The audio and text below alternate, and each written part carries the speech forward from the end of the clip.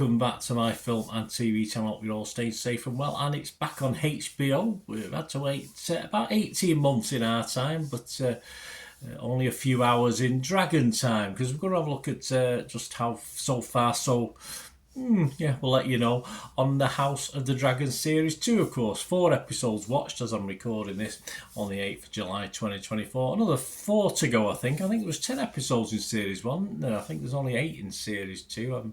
I have seen 10 for Series 2 somewhere, but everything points to there only being 8. So we're halfway through. So we're going to have a look at that. This premiered, of course, on HBO on the 16th of June.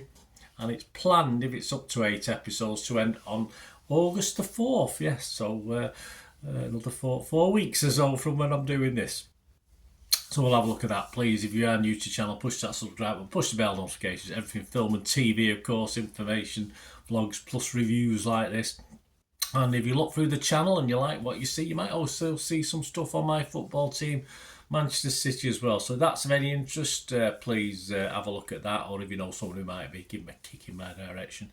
And yes, if you can get me on my socials as well, and I'm interested in people, if you like what I try and do, if you watch the vlog and you want to sponsor or support the channel anyway, just get in touch through YouTube or on the various socials. I do put loads of stuff on film and TV and football out on X and TikTok at Bird_Deneen. I'm on Facebook at Bird_Deneen, and of course you just email me as well.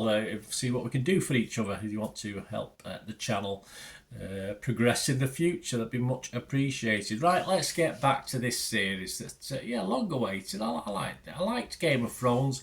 I didn't get all too het up when people were whinging about how it concluded. I just thought it was entertaining. I don't think too deeply about this. I just want to be entertained, sometimes thrilled, and this series too, it's reasonably entertained me and certainly thrilled me a couple of times, a couple of segments in the episodes. So it's very interesting. Episode 1 was called A Son for a Son. Episode 2 was called Rhaenyra the Cruel. The Burning Mill was episode 3. And A Dance of Dragons. Yes, we get to see some dragon action in episode 4. Or very good dragon action. We do see the dragons occasionally.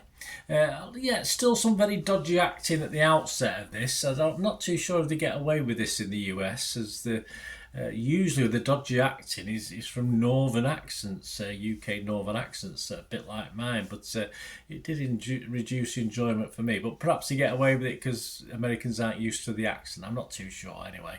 But thankfully, once we get away from the north, the acting does improve.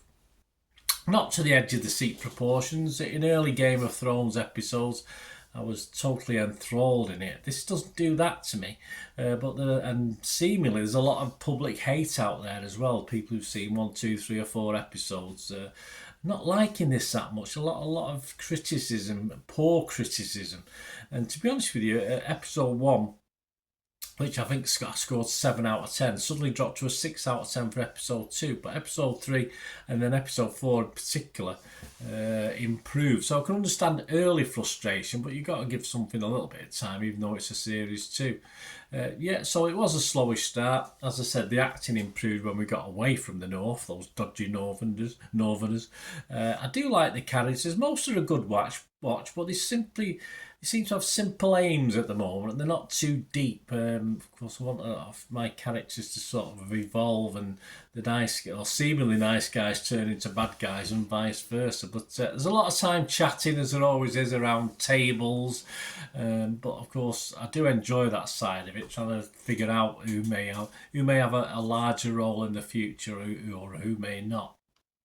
And as far as our 5 breathing creatures are concerned, sadly there was a lot more talking and mentioning of dragons than actual dragon action, which was a shame until, of course, I've just finished watching it literally half an hour ago, episode 4, where finally we get some great dragon on dragon action, and that's what I like. I'm not the biggest action film fan, but I don't mind a little bit of action, and it ticked the boxes nicely for episode 4, probably making it just as with episode 2, my favourite 2 episodes. I find myself really liking this rather than loving it, but that's good enough, isn't it? If it was Rotten Tomatoes, I'd have to be fresh.